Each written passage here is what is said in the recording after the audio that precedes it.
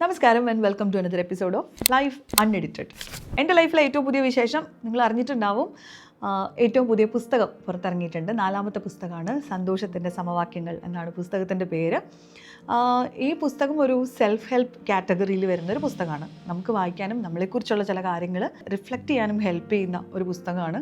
പിന്നെ നമ്മുടെ day to ഡേയിലുള്ള നമ്മുടെ ചില പ്രശ്നങ്ങളുണ്ടല്ലോ, നമുക്ക് നോ പറയാനുള്ള ബുദ്ധിമുട്ട്, ബൗണ്ടറി സെറ്റ് ചെയ്യാനുള്ള ബുദ്ധിമുട്ട്, നമ്മുടെ ലിമിറ്റിംഗ് ബിലീഫ്സ് ഐഡൻറ്റിഫൈ ചെയ്യാനും അതിനെ ബ്രേക്ക് ചെയ്യാനുള്ള ബുദ്ധിമുട്ട്, ഓവർ തിങ്കിങ്ങിൻ്റെ ലൂപ്പിൽ നിന്ന് പുറത്തിറങ്ങാനുള്ള ബുദ്ധിമുട്ട്. അപ്പോൾ ഇങ്ങനെയുള്ള പ്രശ്നങ്ങളെയൊക്കെ പ്രാക്ടിക്കലി നമുക്ക് എങ്ങനെ അഡ്രസ്സ് ചെയ്യാം, എങ്ങനെ സ്റ്റെപ്പ് ബൈ സ്റ്റെപ്പായിട്ട് നമുക്ക് അതിൽ നിന്ന് പുറത്തു വരാം, ഇങ്ങനെയുള്ള കാര്യങ്ങളൊക്കെ അഡ്രസ്സ് ചെയ്യുന്ന വളരെ സിമ്പിളായിട്ടുള്ള ഒരു പുസ്തകമാണ്. അപ്പോൾ DC ബുക്സാണ് പ്രസാധകർ. പറ്റുന്നവരൊക്കെ വാങ്ങി വായിക്കണം എന്നാണ് പറയാനുള്ളത്. ഓക്കെ, അപ്പോൾ ഇന്നത്തെ വീഡിയോയിൽ ഓൾറെഡി ബുക്കിൽ പറഞ്ഞിട്ടുള്ളൊരു കാര്യം തന്നെയാണ് ഇന്നത്തെ വീഡിയോയിൽ ഡിസ്കസ് ചെയ്യാമെന്ന് വിചാരിക്കുന്നത്.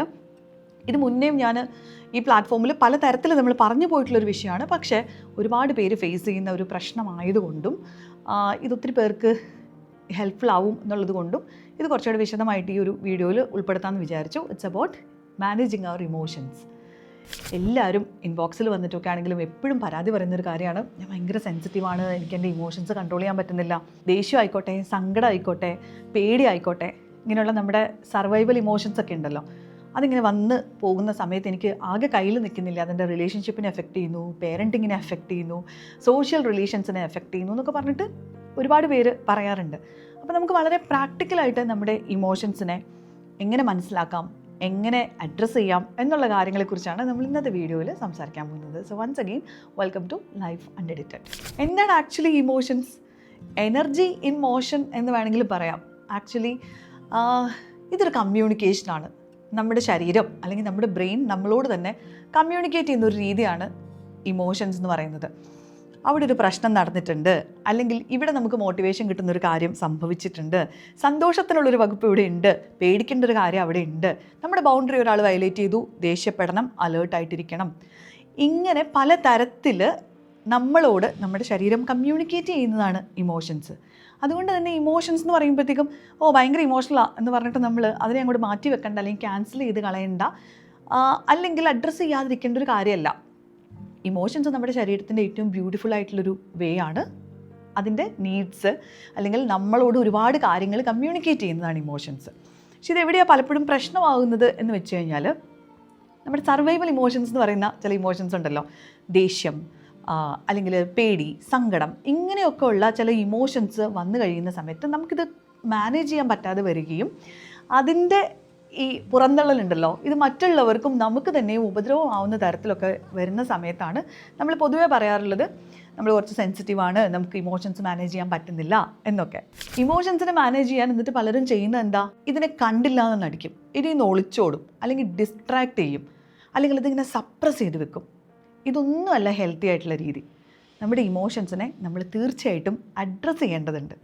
എന്താ എന്നോട് ഇത് പറയാൻ ശ്രമിക്കുന്നത് എന്നുള്ള ഒരു മനസ്സിലാക്കലുണ്ടല്ലോ, that is very very important. നമ്മൾ മുന്നേ ഒരു വീഡിയോയിൽ പറഞ്ഞിട്ടുണ്ട്, നമ്മുടെ ബ്രെയിനിൻ്റെ ലോജിക്കൽ പാർട്ട് ഓഫ് ദ ബ്രെയിനും അതുപോലെ തന്നെ നമുക്ക് ഇത്തരം സർവൈവൽ ഇൻസ്റ്റിങ്ക്റ്റ് ഉണ്ടാക്കുന്ന അല്ലെങ്കിൽ അത്തരം ചിന്തകളെ ഹാൻഡിൽ ചെയ്യുന്ന നമ്മുടെ പാർട്ട് ഓഫ് ദ ബ്രെയിനെ കുറിച്ച് നമ്മൾ പറഞ്ഞിട്ടുണ്ട്. നമ്മുടെ ലിംബിക് സിസ്റ്റം അതുപോലെ പ്രീ ഫ്രണ്ടൽ കോർട്ടെക്സിനെ കുറിച്ചൊക്കെ നമ്മൾ മുന്നത്തെ വീഡിയോകളിലും പറഞ്ഞിട്ടുണ്ട്. നമ്മുടെ സർവൈവൽ ബ്രെയിൻ അല്ലെങ്കിൽ ആ ഒരു primitive part of the brain എന്ന് പറയുന്നത് എപ്പോഴും ത്രെട്ടുകൾ എവിടെയാണ് ഉള്ളതെന്നുള്ളത് ഫോക്കസ് ചെയ്തിരിക്കുന്ന ഒരു ഭാഗമാണ്. എന്തെങ്കിലും ചെറിയൊരു പ്രശ്നമുണ്ട്, നമ്മുടെ സർവൈവലിന് ബേസിക്കലി ഒരു പ്രശ്നം വരുന്നൊരു കാര്യം സംഭവിക്കുന്നുണ്ട് എന്ന് തോന്നിക്കഴിഞ്ഞാൽ ഇത് പെട്ടെന്ന് അലേർട്ടാവുകയും നമ്മളെ അറിയിക്കുകയും ചെയ്യും, അവിടെ ഒരു പ്രശ്നമുണ്ട് കേട്ടോ എന്നൊക്കെ. പണ്ട് കാലത്ത് ഈ പ്രശ്നങ്ങൾ കാട്ടിൽ കടുവയും പുലിയും വരുന്നതാണെന്നുണ്ടെങ്കിൽ ഇന്ന് കാലത്ത് അത് മാറിയിട്ട് നമുക്ക് എക്സാമിൻ്റെ നമുക്ക് അറിയാത്തൊരു ക്വസ്റ്റ്യൻ വരുന്നതോ അല്ലെങ്കിൽ ബോസ് ചീത്ത പറയുന്നതോ ഫാമിലിയിൽ ഒരു കോൺഫ്ലിക്റ്റ് ഉണ്ടാവുന്നതോ ഒക്കെ നമ്മുടെ ഈ സർവൈവൽ ബ്രെയിൻ ഇതേപോലെ തന്നെയാണ് ട്രീറ്റ് ചെയ്യുന്നത്. അപ്പം നമ്മുടെ ജീവൻ അപകടമുള്ള എന്തോ ഒന്ന് സംഭവിക്കുന്നു എന്നുള്ള പോലെയാണ് ബോഡി ആ സമയത്ത് നമ്മളോട് റെസ്പോണ്ട് ചെയ്യുന്നത്. അതുകൊണ്ടാണ് നമുക്ക് പെട്ടെന്ന് ഹാർട്ട് ബീറ്റ് കൂടും. എന്തിനാണ് ഹാർട്ട് ബീറ്റ് കൂടുന്നത്? എല്ലാ ബോഡി പാർട്സിലേക്ക് നന്നായിട്ട് ബ്ലഡൊക്കെ പമ്പ് ചെയ്ത് ഓടണമെങ്കിൽ ഓടണ്ടേ. അപ്പോൾ ഇത്തരത്തിലുള്ള പല ഫിസിക്കൽ സിംറ്റംസും ഒക്കെ നമുക്ക് വരുന്നത് ബോഡി ഇങ്ങനെ ഇതിനെ ഒരു ഭയങ്കര വലിയ ത്രെട്ടായിട്ട് കാണുന്നത് കൊണ്ടാണ്. നമ്മൾ കേട്ടിട്ടുണ്ടായിരിക്കും, നിങ്ങൾക്കൊക്കെ ഫെമിലിയർ ആയിട്ടുള്ള കാര്യമായിരിക്കും. നമുക്ക് പലതരത്തിലുള്ള സർവൈവൽ റെസ്പോൺസുകളുണ്ട്. അതിലൊന്ന് ഫ്ലൈറ്റ് മോഡാണ്. ഫ്ലൈറ്റ് മോഡെന്ന് പറഞ്ഞു കഴിഞ്ഞാൽ നമുക്ക് അവിടെ നിന്ന് എങ്ങനെയെങ്കിലും രക്ഷപ്പെട്ട് ഓടിപ്പോയി കളയാൻ തോന്നും. അതിപ്പോൾ ഒരു എക്സാമ്പിൾ, ഇതിനെ കമ്പയർ ചെയ്യാൻ ഒരു എക്സാമ്പിൾ പറയുകയാണെങ്കിൽ, ഇപ്പോൾ ഒരു കടുവയാണ് മുന്നിലേക്ക് വരുന്നതെങ്കിൽ നമ്മൾ യുദ്ധം ചെയ്യാനൊന്നും പോകില്ല, അല്ലേ, നമ്മൾ എങ്ങനെയെങ്കിലും ഓടി രക്ഷപ്പെടാനേ നോക്കുകയുള്ളൂ. ഇതേ ഇൻസ്റ്റിങ്ക്റ്റാണ് ചിലർക്ക് ഇപ്പോൾ നമ്മളൊരു ഫൈറ്റിൽ ഏർപ്പെടുന്ന സമയത്ത് ഇത് കുറച്ച് കയ്യിൽ നിന്ന് പോകുന്നു തോന്നുമ്പോൾ നമുക്ക് എങ്ങനെയെങ്കിലും അവിടെ നിന്ന് ഇറങ്ങിപ്പോകാൻ തോന്നും. ഒരു കോൺഫ്ലിക്റ്റ് നടക്കുമ്പോൾ ഓടി രക്ഷപ്പെടാൻ തോന്നും. ഫോൺ സ്വിച്ച് ഓഫ് ചെയ്തിട്ട് മാറ്റി വെക്കാൻ തോന്നും. നമുക്കത് അഡ്രസ്സ് ചെയ്യണ്ട, വേണ്ട, ഞാനില്ല, എനിക്ക് നാട് വിട്ടു പോകാൻ തോന്നുന്നു എന്ന് പറയുന്ന എത്രയോ ആൾക്കാരുണ്ടല്ലേ. ബേസിക്കലി അതൊരു ഫ്ലൈറ്റ് മോഡാണ്. നമുക്ക് പ്രശ്നത്തിനെ അഡ്രസ്സ് ചെയ്യേണ്ട, നമുക്കിവിടുന്ന് രക്ഷപ്പെടാമെന്നാണ് ആ സമയത്ത് നമ്മുടെ ബ്രെയിൻ നമ്മളോട് പറയുന്നത്. ഇതിൻ്റെ അടുത്തൊരു വേർഷനാണ് ഫൈറ്റ് മോഡ് എന്ന് പറയുന്നത്. ചില ആൾക്കാർക്ക് പെട്ടെന്ന് ഫൈറ്റ് മോഡായിരിക്കും ഓണാവുക. അതായത് അവർ ഈ സർവൈവൽ ബ്രെയിൻ പറയുന്നതനുസരിച്ചിട്ട് പെട്ടെന്ന് ഫൈറ്റ് ചെയ്യാനുള്ള ആ ഒരു ഏർജായിരിക്കും അവർക്ക് കൂടുതലുണ്ടാവുക. ചിലപ്പോൾ കയ്യിലേക്കൊക്കെ ബ്ലഡ് കൂടുതലായിട്ട് പമ്പ് ചെയ്യും, മുഖമൊക്കെ ഈ പറഞ്ഞ പോലെ വലിഞ്ഞു മുറുകും. നമുക്ക് പെട്ടെന്ന് പഞ്ച് ചെയ്യാൻ, ഇടിക്കാൻ, വഴക്കുണ്ടാക്കാൻ, ഷൗട്ട് ചെയ്യാൻ, ബഹളം വെക്കാൻ, ആവശ്യമില്ലാത്തൊക്കെ വിളിച്ചു പറയാൻ ഒക്കെ തോന്നുന്ന ഒരു സമയമുണ്ടല്ലോ. ചില ആളുകളിൽ അതായിരിക്കും കൂടുതലായിട്ടുണ്ടാവുക. അപ്പോൾ അതൊരു ഫൈറ്റ് മോഡാണ്. ഇനി വേറെ ചില ആൾക്കാരുണ്ട്, ആ സിറ്റുവേഷനോട് എങ്ങനെയാണ് റെസ്പോണ്ട് ചെയ്യേണ്ടതെന്ന് അറിയാണ്ട് ഒരു ട്രിഗർ ഉണ്ടാകുന്ന സമയത്ത് കംപ്ലീറ്റ്ലി ഫ്രീസായി പോകും. ഇതും ഈ പറഞ്ഞ പോലെ ചിലപ്പോൾ ചില അറ്റാക്കൊക്കെ ഉണ്ടാവുന്ന സമയത്ത് നമ്മളിവിടെ ഇല്ല എന്നുള്ളതുപോലെ അനങ്ങാതെ മിണ്ടാതെ നിൽക്കാൻ തോന്നുന്നൊരവസ്ഥയില്ലേ. നമ്മുടെ ശത്രു നമ്മളെ കാണാതെ അങ്ങ് പോവുകയാണെന്നുണ്ടെങ്കിൽ രക്ഷപ്പെട്ടല്ലോ എന്ന് പറയുന്നത് പോലെ. അപ്പോൾ അതുപോലെയുള്ള ബ്രെയിനിൻ്റെ ഒരു ടെക്നിക്കാണ് ഈ പറഞ്ഞ പോലെ ഹാർട്ട് ബീറ്റൊക്കെ കുറഞ്ഞ, ശ്വാസമൊക്കെ ഭയങ്കര ഷാലോ ആയിട്ട് നമ്മൾ ഞാനിവിടെ ഇല്ല എന്ന പോലെ. നമ്മുടെ കരടിയുടെയും മാധവൻ്റെയും കഥ ഓർമ്മയുണ്ടോ? അതിനകത്ത് മാധവൻ ചത്ത പോലെ കിടക്കും കരടി വരുമ്പോൾ എന്ന് പറയുന്ന പോലെ.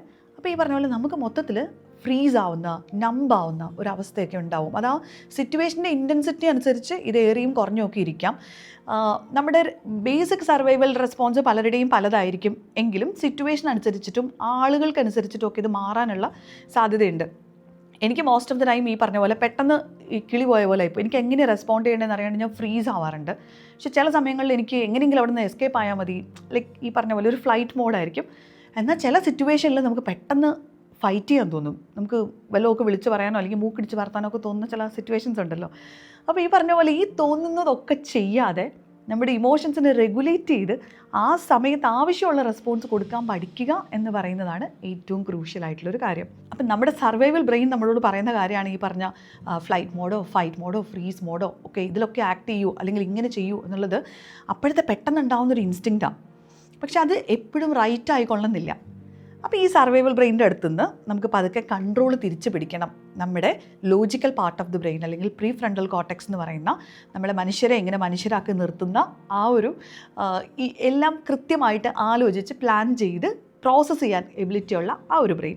അപ്പോൾ അതിന് കൺട്രോൾ കിട്ടണമെന്നുണ്ടെങ്കിൽ ഈ കക്ഷിയൊന്നും മിണ്ടാതിരിക്കണം. നമ്മുടെ സർവൈവൽ ബ്രെയിൻ ഒരു അലാം പോലെ വർക്ക് ചെയ്യുക. അതവിടെ കിടന്ന് ബഹളം കൂട്ടുന്ന സമയത്ത് നമ്മുടെ ലോജിക്കൽ ബ്രെയിനിന് കാര്യങ്ങൾ പ്രോസസ്സ് ചെയ്തെടുക്കാൻ ചിലപ്പോൾ പറ്റിയെന്ന് വരില്ല.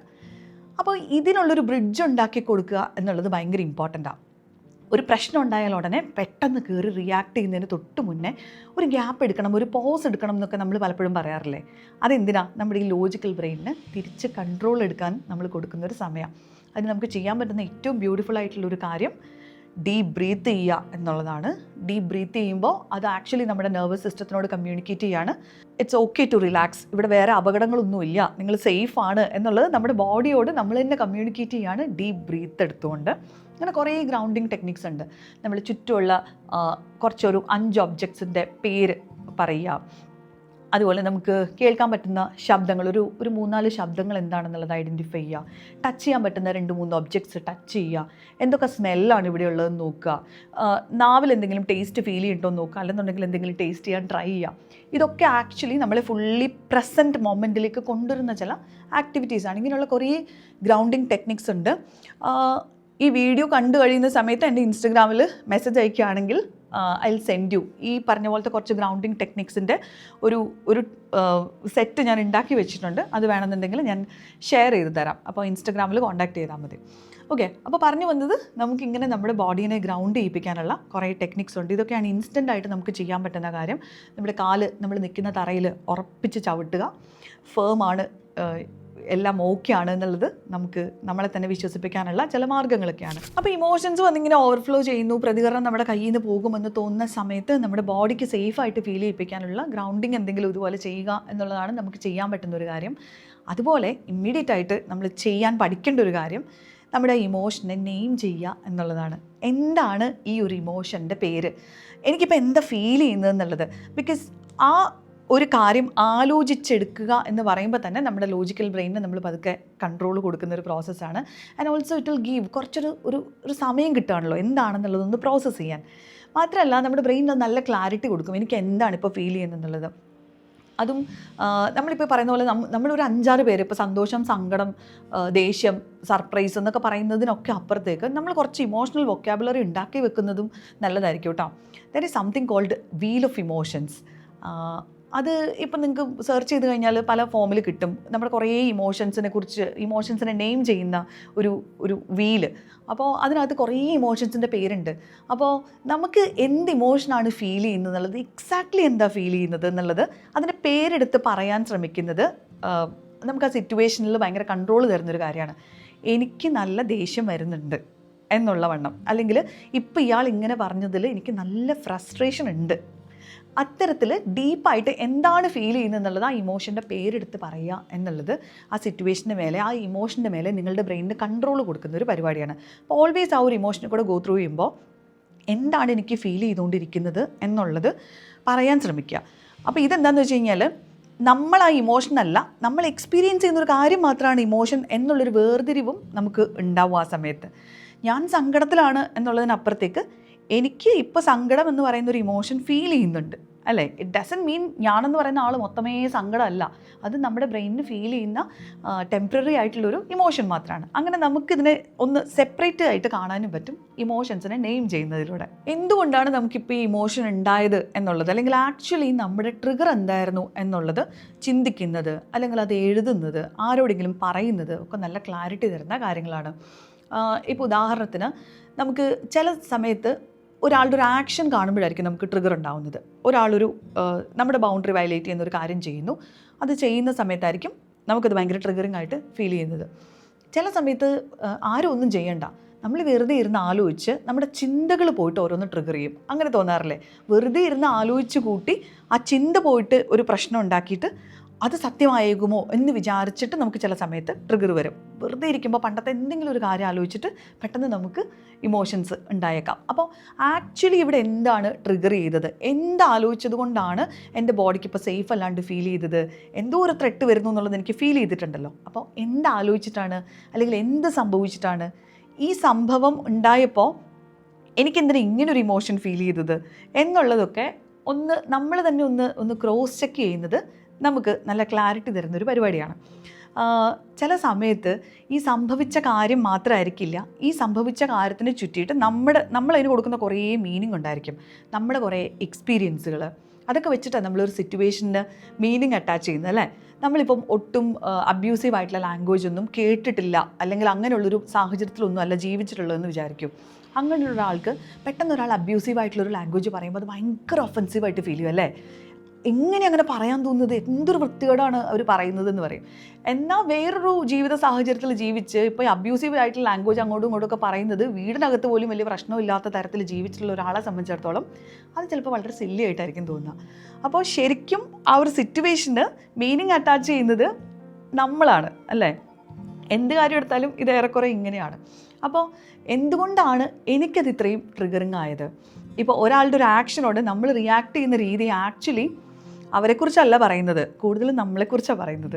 നമ്മൾ എന്തുകൊണ്ടാണ് അങ്ങനെ ചെയ്യുന്നത് എന്നുള്ളത് നമ്മൾ എപ്പോഴും ഒബ്സർവ് ചെയ്യുകയാണെന്നുണ്ടെങ്കിൽ അതിനൊരു റീസൺ ഉണ്ടായിരിക്കും. നമ്മളെക്കുറിച്ച് അത് ഒരുപാട് കാര്യങ്ങൾ നമ്മളെ പഠിപ്പിക്കും. നമുക്കൊരു കാര്യത്തിൽ നിരന്തരമായിട്ട് ട്രിഗർ വരുന്നുണ്ട്, നമുക്ക് സങ്കടം വരുന്നുണ്ട്, ചില കാര്യങ്ങളിൽ നമുക്ക് എപ്പോഴും ഫ്രസ്ട്രേഷൻ വരുന്നുണ്ട് എന്നൊക്കെ ഉണ്ടെങ്കിൽ അത് നമ്മളെക്കുറിച്ച് എന്തോ പറയുന്നുണ്ട്. നമ്മളെക്കുറിച്ച് അഡ്രസ്സ് ചെയ്യേണ്ട എന്തോ ഒരു കാര്യത്തെക്കുറിച്ച് അത് പറയുന്നുണ്ട്. നമുക്കെന്തോ ഒരു മോശം ഉണ്ടെന്നല്ല കേട്ടോ, അത് നമ്മളെക്കുറിച്ച് ചില കാര്യങ്ങൾ കമ്മ്യൂണിക്കേറ്റ് ചെയ്യുന്നുണ്ട്, നമ്മൾ മനസ്സിലാക്കേണ്ടതുണ്ട് എന്നുള്ളതാണ്. ആൻഡ് ഓൾവേസ് ഹെൽത്തി ആയിട്ടുള്ള വെൻ്റ് ഔട്ട്സ് കണ്ടുപിടിക്കുക എന്നുള്ളത് ഭയങ്കര ഇമ്പോർട്ടൻ്റാണ്. അതായത് നമുക്കിപ്പോൾ ഭയങ്കര ഓവർവെൽമിംഗ് ആയിട്ടുള്ളൊരു ഇമോഷൻ വരുന്നുണ്ട് എന്നുണ്ടെങ്കിൽ, അല്ലെങ്കിൽ ഇപ്പോൾ നമുക്ക് ഭയങ്കര ഗ്രീഫുണ്ട്, നമ്മുടെ പ്രിയപ്പെട്ട ആരെങ്കിലും വിട്ടുപോയി, ഒരു മരണം സംഭവിച്ചു, അല്ലാന്നുണ്ടെങ്കിൽ നമുക്കിപ്പം അതുപോലെയുള്ള എന്തെങ്കിലും ഒരു ഭയങ്കര ലോസ് ഉണ്ടായ സമയത്ത് പലരും ചെയ്യുന്നൊരു കാര്യം ഇതിൽ നിന്ന് അറ്റൻഷൻ ഡൈവേർട്ട് ചെയ്ത് വിടുക എന്നുള്ളതാണ്. അപ്പോഴത്തെ ഒരു കോപ്പിംഗ് മെക്കാനിസമായിട്ട് നമ്മൾ ചെയ്യുന്നതാണ്, പക്ഷേ അതിൽ നിന്ന് കംപ്ലീറ്റ് ഡൈവേർട്ട് ചെയ്ത് അതിനെ അഡ്രസ്സ് ചെയ്യുന്നില്ല. അപ്പോൾ ബ്രെയിൻ എപ്പോഴും ഇങ്ങനൊരു പ്രശ്നമുണ്ട് കേട്ടോ, ഇതൊന്ന് എനിക്ക് ഭയങ്കര പ്രശ്നമാണ് ഇതെന്ന് പറഞ്ഞിട്ട് ഈ ഇമോഷൻ കൊണ്ടുവരും. നമ്മളതിനെ കാണാത്തതുപോലെ നമ്മളെപ്പോഴും ഡൈവേർട്ട് ചെയ്ത് വേറെ വഴിക്ക് പോകാറുണ്ട്. അപ്പോൾ ഹെൽത്തി ആയിട്ടുള്ള വെൻ്റ് ഔട്ട് ചെയ്യാൻ വേണ്ടിയിട്ട്, ഈ ഇമോഷനെ ലെറ്റ് ഔട്ട് ചെയ്യാൻ വേണ്ടിയിട്ടുള്ള ഹെൽത്തി ആയിട്ടുള്ള മാർഗ്ഗങ്ങൾ കണ്ടുപിടിക്കണം എന്നുള്ളതും ഭയങ്കര ഇമ്പോർട്ടൻ്റ് ആണ്. നമ്മൾ പലപ്പോഴും അതിന് മുതിരാണ്ട് നമ്മളിതിനെ ഡൈവേർട്ട് ചെയ്യാനോ അല്ലെങ്കിൽ വേറെ എന്തെങ്കിലും വെച്ചിട്ട് റീപ്ലേസ് ചെയ്തൊക്കെ നമ്മളിത് ഇങ്ങനൊരു സംഭവം ഇല്ല എന്നുള്ള തരത്തിൽ ഡിസ്ട്രാക്ട് ചെയ്തും സപ്രസ് ചെയ്തൊക്കെയാണ് പോകാറുള്ളത്. പക്ഷേ ഇതിൻ്റെയൊക്കെ പ്രശ്നം എന്ന് വെച്ചാൽ ഈ ഡിസ്ട്രാക്ഷനും ഈ സപ്രസ് ചെയ്ത് വെക്കലും ഒക്കെ താൽക്കാലികമാണ്. ഇതെന്തെങ്കിലുമൊക്കെ നമുക്ക് അഡ്രസ്സ് ചെയ്യേണ്ട സാഹചര്യങ്ങളുണ്ടാവും. ഇതൊക്കെ ഏതെങ്കിലുമൊക്കെ തരത്തിൽ അത് നമുക്ക് ശരീരത്തിൻ്റെ പ്രശ്നങ്ങളായിട്ടോ ഭാവിയിൽ മനസ്സിൻ്റെ പ്രശ്നങ്ങളായിട്ടോ ഒക്കെ ഇത് മാനിഫെസ്റ്റ് ചെയ്യുന്ന സമയത്താണ് ഇതൊക്കെ ഞാൻ ഇത്രയും പ്രോസസ്സ് ചെയ്യാതെ അവിടെ കിടക്കുന്നുണ്ടായിരുന്നല്ലോ എന്നുള്ളത് നമുക്ക് മനസ്സിലായി തുടങ്ങുക. അപ്പോൾ കൃത്യമായിട്ടുള്ള ഹെൽത്തി ആയിട്ടുള്ള ലെറ്റ് ഔട്ട്സ് നമ്മളിതിനെ കണ്ടുപിടിക്കുക എന്ന് പറയുന്നതും ഭയങ്കര ഇമ്പോർട്ടൻ്റ് ആണ്. ജേണൽ ചെയ്യാം. നമുക്ക് വിശ്വാസമുള്ള, നമ്മളെ ജഡ്ജ് ചെയ്യില്ല എന്നുള്ള ആ ഒരു സ്പേസിലുള്ള സുഹൃത്തുക്കളുണ്ടെങ്കിൽ അവരുമായിട്ട് ഓപ്പണായിട്ട് സംസാരിക്കാം. ഇതൊന്നും പറ്റില്ല എന്നുണ്ടെങ്കിൽ നമുക്കൊരു മെൻ്റൽ ഹെൽത്ത് പ്രൊഫഷണലിൻ്റെ അടുത്ത് സംസാരിക്കാം. ഇതൊക്കെ ഓക്കെയാണ്, ഇതൊക്കെ ഓക്കെ ആയിട്ടുള്ള കാര്യങ്ങളാണ്. അപ്പോൾ നമ്മുടെ ഇമോഷനെ കൃത്യമായിട്ട് പ്രോസസ്സ് ചെയ്യാൻ പഠിക്കുക എന്നുള്ളതും, ഒരു ഇമോഷൻ ഉണ്ടാകുന്ന സമയത്ത് ഈ ഇമോഷൻ എന്താണ് എന്നോട് കമ്മ്യൂണിക്കേറ്റ് ചെയ്യുന്നത് എന്നുള്ളത് ഒബ്സർവ് ചെയ്യാൻ പഠിക്കുക എന്നുള്ളതും ഭയങ്കര ഇമ്പോർട്ടൻ്റ് ആണ്.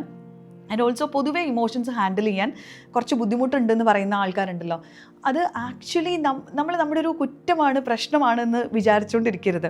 പെട്ടെന്ന് കരയുന്ന ആളുകൾ എപ്പോഴും പറയാറുണ്ട്, എനിക്ക് പെട്ടെന്ന് കരച്ചിൽ വരും, ഇതെൻ്റെ ഭയങ്കര പ്രശ്നമാണ് എന്നൊക്കെ പറയാറുണ്ട്.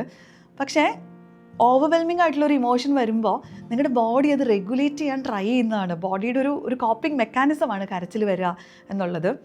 അപ്പോൾ അതിനെ നമ്മൾ ഒരിക്കലും അവനവനെ തന്നെ ഇങ്ങനെ ബ്ലെയിം ചെയ്തുകൊണ്ടിരിക്കരുത്. ഇപ്പോൾ സോഷ്യൽ സിറ്റുവേഷനിലൊക്കെ ആണെങ്കിൽ ചിലപ്പോൾ അത് കുറച്ചൊന്ന് ഒക്കേർഡായിട്ട് ഫീൽ ചെയ്യാനുള്ള സാധ്യതയുണ്ട്. അങ്ങനത്തെ സിറ്റുവേഷനിൽ ഈ പറഞ്ഞ പോലെ നമ്മുടെ ഗ്രൗണ്ടിങ് ടെക്നിക്സ് ഒക്കെ എന്തെങ്കിലും യൂസ് ചെയ്തിട്ട് അത് മാനേജ് ചെയ്യാൻ നമ്മൾ പഠിക്കുക എന്നുള്ളതേ ഉള്ളൂ. അതിനപ്പുറത്തേക്ക് നമ്മൾ സെൻസിറ്റീവ് ആണല്ലോ, നമ്മൾ ഭയങ്കര പ്രശ്നമാണല്ലോ എന്നുള്ള തരത്തിൽ സെൽഫ് ബ്ലെയിം ചെയ്യേണ്ട ആവശ്യമൊന്നുമില്ല. ഓരോരുത്തരുടെ ബോഡി ഓരോ തരത്തിലല്ലേ, ഓരോ നെർവസ് സിസ്റ്റവും ഓരോ പോലെയല്ലേ കാര്യങ്ങൾ പ്രോസസ്സ് ചെയ്യുന്നത്. അപ്പോൾ it's okay to feel the emotion. അപ്പോൾ ഇമോഷൻസിൽ നിന്ന് ഒളിച്ചോടാനല്ല നമ്മൾ ട്രൈ ചെയ്യേണ്ടത്.